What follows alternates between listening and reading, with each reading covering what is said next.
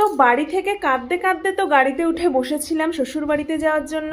উঠে বসেছিলাম বলাটা ভুল হবে, ঠেলে তুলে দিয়েছি। আর গাড়িতে ওঠার পর থেকেই তো সৌগত নানা রকম কিছু করে আমাকে হাসানোর চেষ্টা করছিল, কিন্তু হাসি কোথায়, আমি কাঁদতে কাঁদতে ঘুমিয়েই পড়েছিলাম। আর যখন চোখটা খুললাম তখন বাড়ি থেকে প্রায় 200-250 কিলোমিটার দূর। আর একটা জিনিস কি দেখলে, যে বর ধুতি ছেড়ে প্যান্ট পরে ফেলেছে, আর আমাকেও বউয়ের সাজে হুডি পরে কেমন লাগছে বলো। কি করি বলো, এত ঠান্ডা। ব্যাস চলে এসেছি আমি শ্বশুর বাড়ি। আর শ্বশুর বাড়িতে ঢোকার পর জানো তো আমাদের 3বার আশীর্বাদ হয়েছে।